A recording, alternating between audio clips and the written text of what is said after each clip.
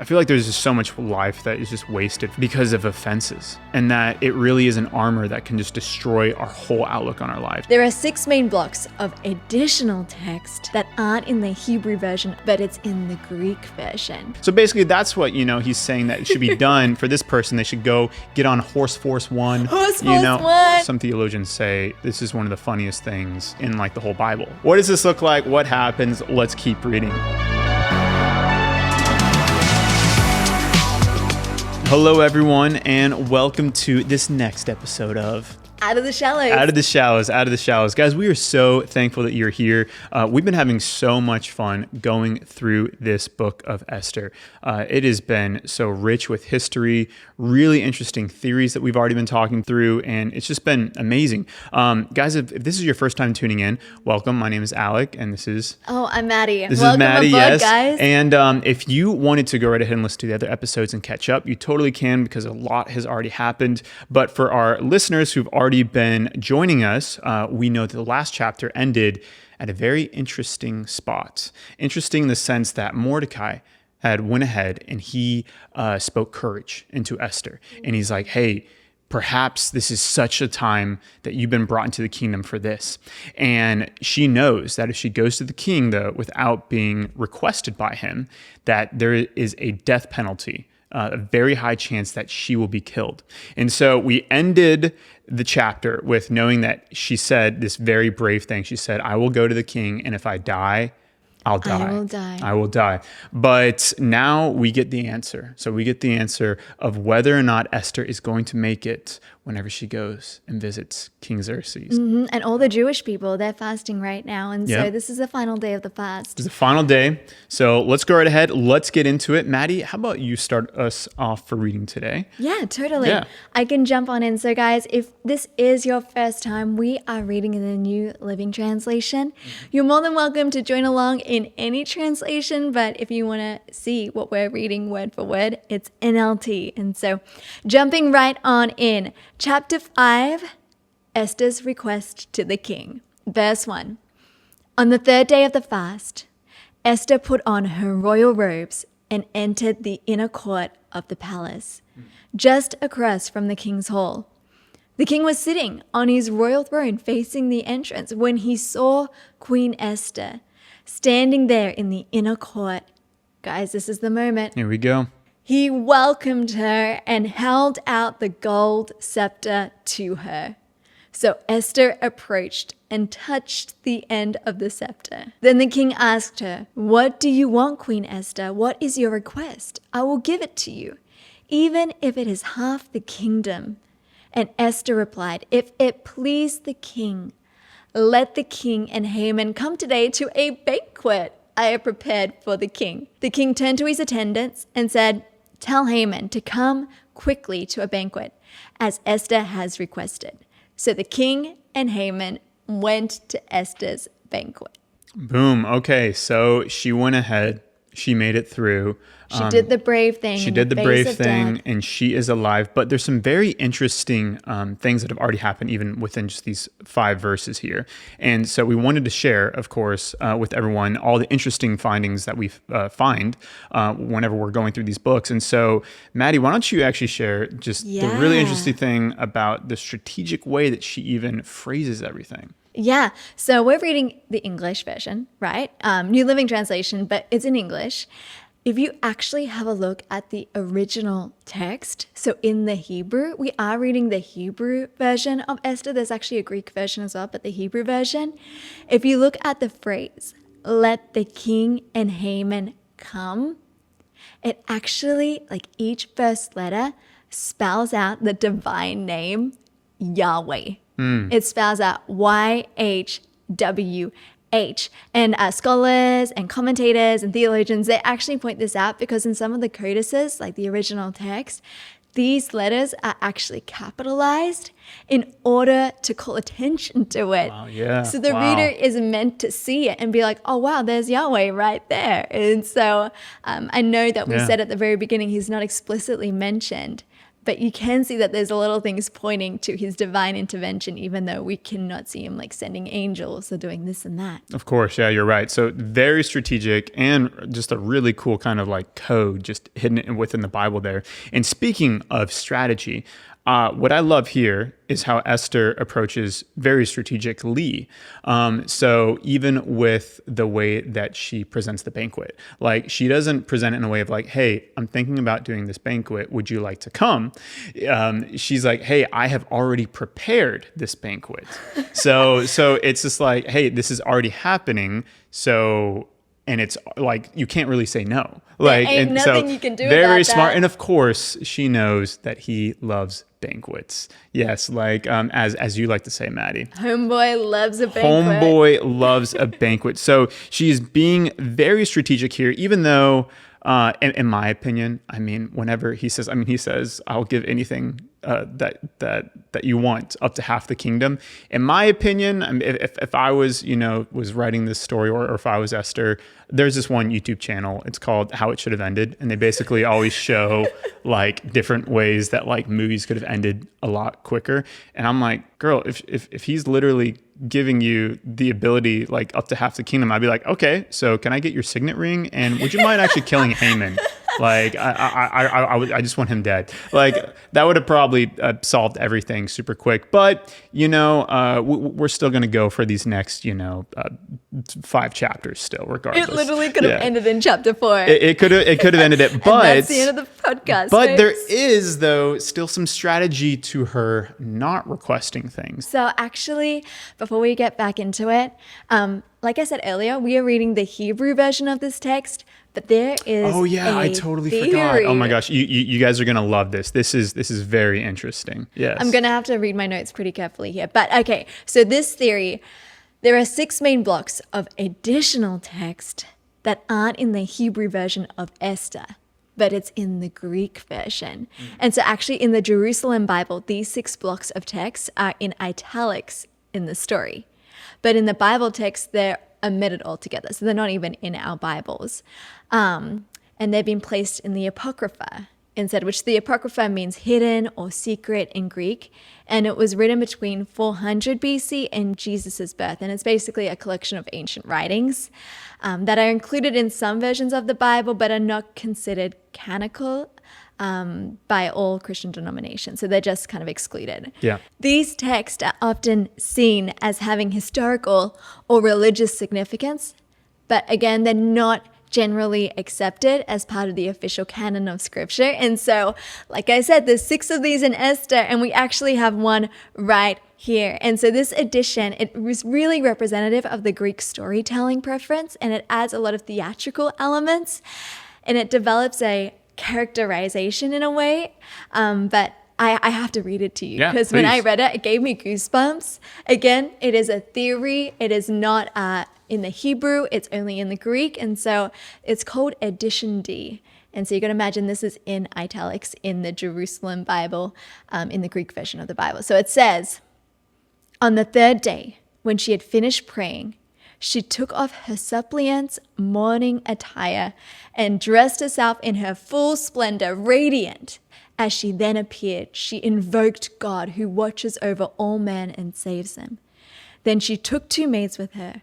With a delicate air, she leaned on one, while the other accompanied her, carrying her train. She leaned on the maid's arm as though languidly, but in fact, because her body was too weak to support her from the fasting. The other maid followed her mistress, lifting her robes, which swept the ground. Rosy with the full flush of her beauty, her face radiated joy and love, but her heart shrank with fear. Having passed through door after door, she found herself in the presence of the king. He was seated on the royal throne, dressed in all his robes of state, glittering with gold and precious stones, a formidable sight. Raising his face afire with majesty, he looked on her, blazing with anger. The queen sank down. She grew faint, and color drained from her face, and she leaned her head against the maid who accompanied her, but changed the king's heart, inducing a milder spirit. He sprang from the throne in alarm and took her in his arms until she recovered, comforting her with soothing words. "What is the matter, Esther?" he said. "I am your brother. Take heart. You will not die. Our order only applies to ordinary people.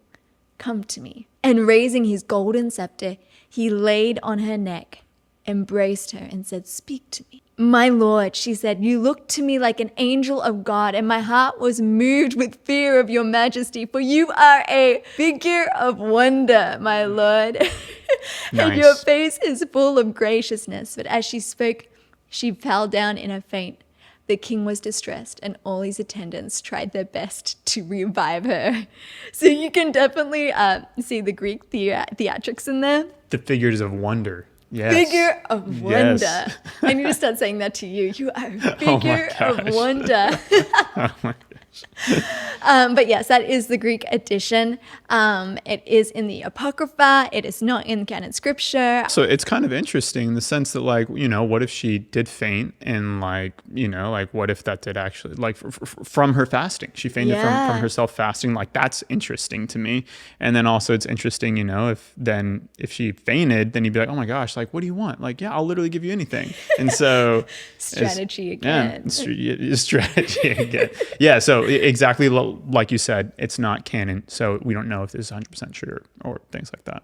Yeah. So jumping back into verse 5 to 8, I believe you're kicking Yes, this one off. sure. So let's go right ahead, guys. We're going to pick back up here in verse 5. The king turned to his attendants and said, "Tell Haman to come quickly to the banquet, as Esther has requested." So the king and Haman went to Esther's banquet.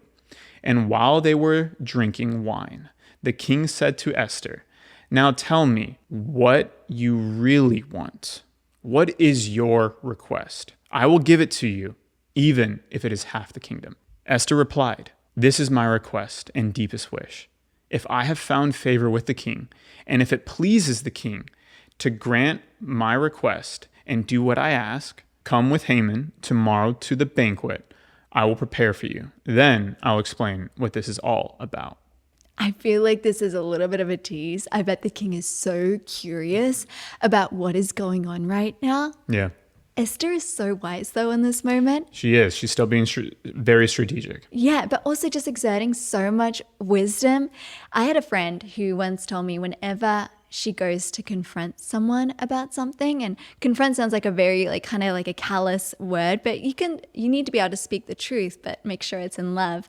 So whenever she goes to speak the truth in love to confront someone, she will dedicate like a couple months to praying about it before actually going Couple and months. confronting. Hopefully it's not a timely thing, but I mean, Well, obviously this is a timely thing, but you can see Yeah. how she's had the whole nation of Jewish people praying for her and fasting alongside her. Yeah. And it just makes me wonder, like, even today, how quick we are to jump the gun and just to kind of do the thing and say the thing. But there is so much wisdom in showing restraint. Yeah. And she is honoring Xerxes in the process as well by throwing these banquets for him. Absolutely. Absolutely. I mean, and again, this is a very strategic thing that she's doing by honoring him. If we remember at the very beginning of the book, he felt completely dishonored by Vashti. And now she is honoring him above and beyond, and she's throwing these own personal banquets for him. And so it's definitely kind of hitting that spot of maybe he's had wound in his life, even from Vashti, and she's definitely just taking her time and making sure that she's not going to make this request unless he feels that he is in a place of being honored. And I feel like Yeah. that's quite countercultural, at least today. Yeah. Because I think people want to take to the streets, they want to riot, they want to rebel, rather than submit and honor. I feel like honor is a bit of a dirty word today. Like, it's Yeah. nearly like a cuss word. Yeah, for And sure. so- especially whenever you're talking about spouses too. Yeah, within and marriages. Like how a woman should honor a man or submit. The word you're saying is submit. Yeah, submit to a man. It's definitely like, whoa, wait a minute. It's only under certain circumstances, and so it's very interesting. No, totally. And so it's really cool just seeing how she interacts with her husband, Yeah. who's also a king. And she's very, very humble throughout that whole entire process when she could be very entitled, you know? Yeah, But jumping back into verse 9. Okay, let's do it. Haman's plot to kill Mordecai. Haman was a happy man as he left the banquet. But when he saw Mordecai sitting at the palace gate, not standing up or trembling nervously before him, Haman became furious. However, he restrained himself and went on home. Then Haman gathered together his friends and Zeresh, his wife, and boasted to them about his great wealth and his many children. He bragged about the honors the king had given him and how he had been promoted over all the other nobles and officials. Then Haman added, "And that's not all. Queen Esther invited only me and the king himself to the banquet she prepared for us. And she has invited me to dine with her and the king again tomorrow." Then he added, "But this is all worth nothing as long as I see Mordecai the Jew just sitting there at the palace gate." We finally see a chink, basically, in Haman's armor. And, this is, this is a very interesting moment here. Has all of his friends around him. He's bragging about all the wealth that he has. We know that this is a very wealthy man, especially from the bribe that we heard a few chapters earlier. Like, he was willing to give the equivalent of, like, today's money. I think it was like $3 trillion. And so 4.4, I think it was. Okay, yeah, it was something insane, like some insane number. And yeah, he's bragging about his children. He's bragging about all these other things. But literally all of that means nothing because one person did one thing.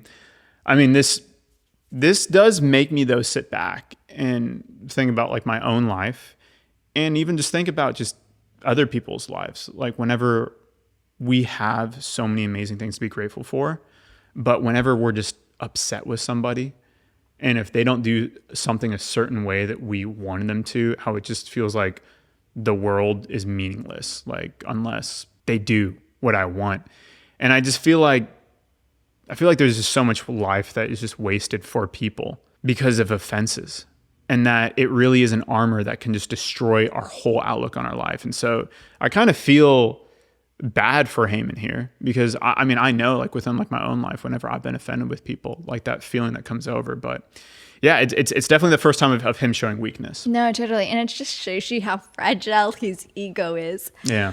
Like, you see what's important to him now, and you see that it is his wealth, it is honor, it is recognition, it is power.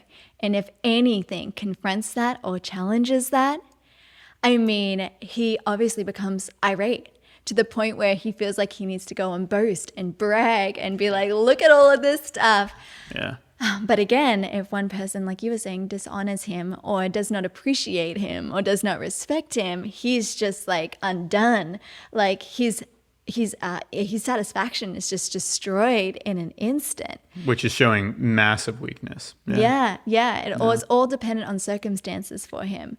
In this case, it was him being honored. And so I do want to note one thing. Mordecai, he's not, like, necessarily trying to be a problem, He is just trying to be faithful to his God. Yeah. That's why he didn't want to bow down. And it makes me think about how conviction can oftentimes be so irritating to the enemy or to those who oppose God's work. Yeah. And you don't necessarily That's have to good. do anything. Yeah. You just have to be faithful. And so That's good. I want to point out Mordecai's conviction there because I love this guy. Yeah. And that holding to your convictions, it's still going to rub people. But yeah, wow, Rub them amazing. the wrong way. Yeah, verse 14, Well, baby. let's keep reading. So we're picking back up, like Maddie just said, in verse 14. So Haman's wife, Zeresh, and all of his friends suggested, set up a sharpened pole that stands 75 feet tall. And in the morning, ask the king to impale Mordecai on it. When this is done, you can go on your merry way to the banquet with the king. This pleased Haman, and he ordered the pole to be set up right away. I mean, wow, this is crazy. That's quite the way to handle your offenses. I've definitely never wanted to do something like that. Just speaking about it, I told you I related to him for a moment, but now I don't. Nope, no, I don't. So relieved. Yeah, So he actually, like, he's gonna kill all the Jewish people anyway in like a year's time, a little less than a year. But he's so, like, bent on ending this feud with Mordecai and getting revenge on him. Yeah. He's like, let's kill him now. Let's kill him today. Based on what his people told him to do, advised him to do. Yep. The proposed height of this gallows, I just want to say. Which, wait, really quick, talk about that height in just a moment. But what's so interesting to me is, once again, that's a chink in his armor, because we know beforehand, and I'm talking about him being impatient, beforehand, he was so patient enough that he was willing to wait an entire year until actually the Jews were killed. Well, he was basing it on luck. He wanted the lucky day. Correct. Yeah. He was basing it on luck, but then he was very strategic. And then now he's doing something just right off the whim. And so once again, guys, if you do have something in your life that, you know, or somebody who's really frustrating you, just know it's literally going to make you act like somebody who you're not normally. And so definitely like watch out for those offenses and just make sure that you're forgiving people for little things and even big things. But anyways, I'm sorry. Go on. You're talking about the height. Yeah, no. So some scholars say that the gallows were placed on a hill to be more visible to the public. And that's how it got to the 22 feet, because I know some commentators and scholars and theologians are like, that's really high, 22 feet. Like, it seems a little impractical, a little absurd. Yes. But it would be visible over the whole of Susa. So maybe that's what they were getting at. Correct. And actually, so one of the theories is that the way Susa was built is it's kind of built in like staircases. So kind of like different levels. And that up top was where the palace was. And so essentially Haman is a level down. And then the next level up, a certain feet up, is the palace. So the thought is that he wanted this massive pole so that whenever he would go to the banquet that night, he would be able to be sitting, eating with Esther and King Xerxes and looking at like his enemy and being like, look, I have defeated my enemy. So basically he'd be eating food while seeing his so dead messed enemy. up. It is very, very messed up. Yes. So, but anyways, let's go right ahead and let's keep reading. So we're going to go right ahead and move into chapter 6 if you're following along. That night, the king had trouble sleeping. So he ordered an attendant to bring the book of the history of his reign so it could be read to him. In those records, he discovered an account of how Mordecai had exposed the plot of Bigthan and Teresh, the two eunuchs who guarded the door of the king's private quarter. They had plotted to assassinate King Xerxes. So he's remembering right now about this. And then he turns to his squire or whoever, and he says, what reward or recognition did we ever give to Mordecai for this? The king asked. His attendant replied, nothing has been done for him. Oh, Mordecai. Yeah, poor Mordecai. But this is really interesting because it's the first time that we see that text is actually slowing down. And what I mean by that is, if we remember from at the end of chapter 1 to chapter 2, there literally was multiple wars that had happened. Years had gone by. And then now from this chapter 5 to chapter 6, it's literally talking about one night. Mm-hmm. Everything slows down to just cover 24 hours. Yeah. But the amount of coincidences that we're about to see take place, I mean, we've already seen 3 right here in these 3 verses. The king just so happens not to sleep. Mm-hmm. The reader just so happens to read about Mordecai. I mean, what are the chances? He's literally about to be impaled on a pole tomorrow. And then 3, the king just so happens to decide to honor Mordecai 5 years later. I mean, if I was Mordecai, I mean, that's a breeding ground for offense right there. Like, absolutely. It'd be so easy to be bitter about that. A total breeding ground. And I mean, he was somebody who stopped the assassination, which once again, you know, that's something that just happened recently, even with President Trump. Yeah, with President Trump. So once again, this book's feeling very relevant to today. Okay, so jumping into verse 4. Who is that in the outer court? The king inquired. As it happened, Haman had just arrived in the outer court of the palace to ask the king to impale Mordecai on the pole he had prepared. So the attendants replied to the king, Haman is out in the court. Bring him in, the king ordered. So Haman came in, and the king said, what should I do to honor a man who truly pleases me? Guys, I think this is so comical. So Haman thought to himself, whom would the king wish to honor more than me? So he replied, if the king wishes to honor someone, wink, wink, he should bring out one of the king's own royal robes, as well as a horse that the king himself has ridden, one with a royal emblem on its head. Let the robes and the horse be handed over to one of the king's most noble officials, and let him see that the man whom the king wishes to honor is dressed in the king's robes and led through the city square on the king's horse. Have the official shout as they go, this is what the king does for someone he wishes to honor. Okay, so let's go right ahead and let's maybe give a little description of what this actually means. Putting on robes, what all does that mean? I know that we did some research here. Yeah, so firstly, we can see that for Haman, honor means royalty. And so actually Greek writers confirm that wearing a king's robe conferred royalty.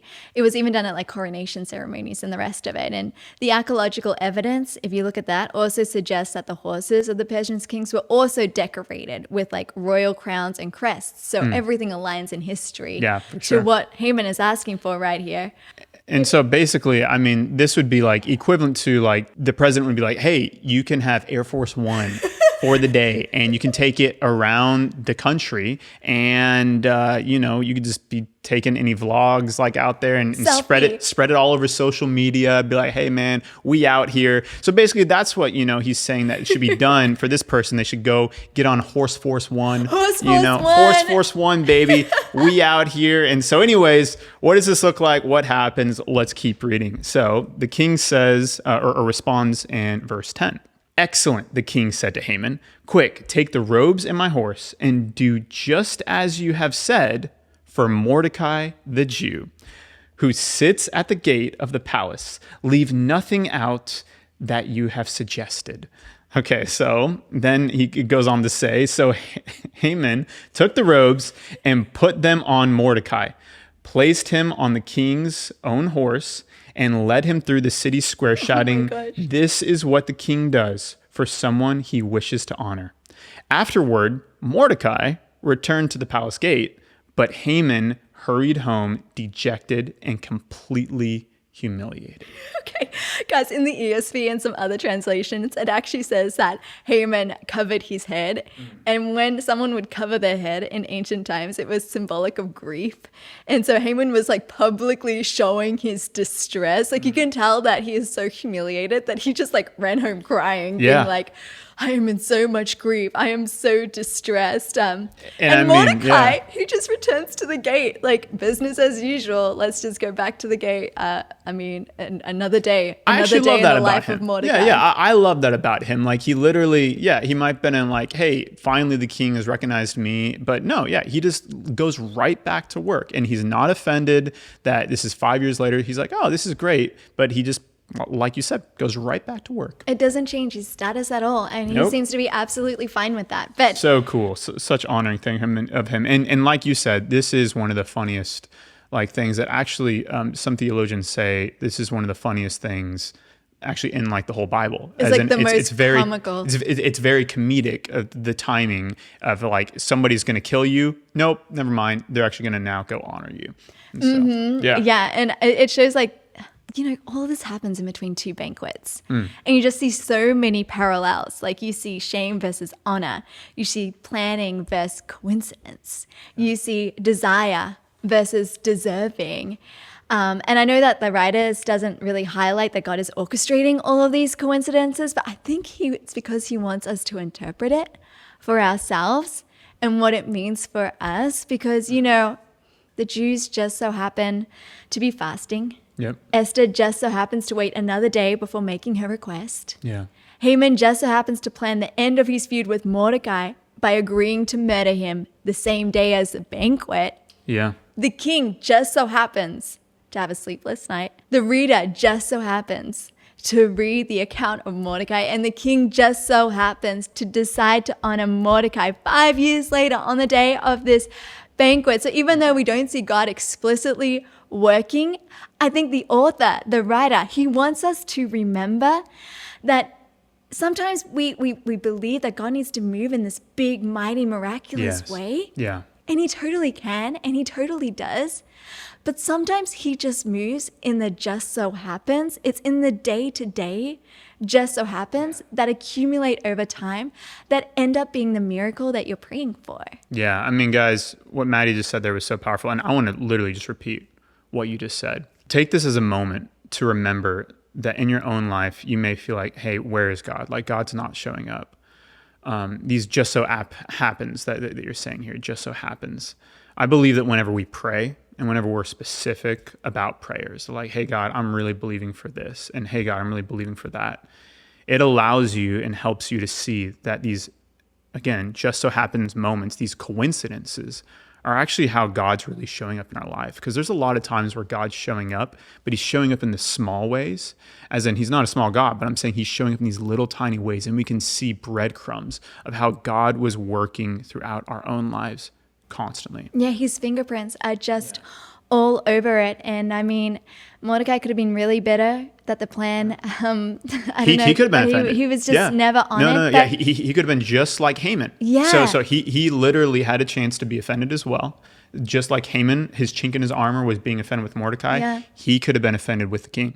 I'm sorry. Did I steal your thunder there? No, not at all. I was just having that like realization. I was like, whoa. I know we talked about it earlier too, but really, if he had been on it 5 years ago, Haman's plan probably would have gone through, and he would have been a dead man. Yeah. And so you just never know what God is up to. And I think it's so important for us to be sensitive. It's so important for us to be discerning. It's so important for us to be prayerful and trusting God's timing and not being impatient with the delays, because the delays may actually be God's provision. Yeah. You know? Really good. Well, we need to wrap up today, but guys, this was a really great episode. I mean, if you want to go back, listen to it again, absolutely go for it, because there was a lot of good things in here, a lot of good things about offenses, a lot of good things about God and how he's working actually throughout the little things in our lives. But thank you so much, guys, again, for listening. We love it so much. We love actually reading comments. A lot of people have commented a lot of really amazing things, and we've been reading them recently. And so please go right ahead, leave us a comment. Of course, you can subscribe if you want to make sure that you keep getting these things. You want to keep listening. You want to keep following along with us. We are having so much fun doing this. So guys, make sure to like, subscribe, or if you're listening on Apple, make sure to leave us an actual review. We love it. Or Spotify, wherever you're listening to. We love you guys so much. I'm sorry, is there something you want to say? I just wanted to jump on that and say I literally read every single one. So guys, thank you so much for the support. We really do love it, guys. We really do love it. So anyways, until next time, I'm Alec. And I'm Maddie. And this has been Out of the Shallows. Out of the Shallows.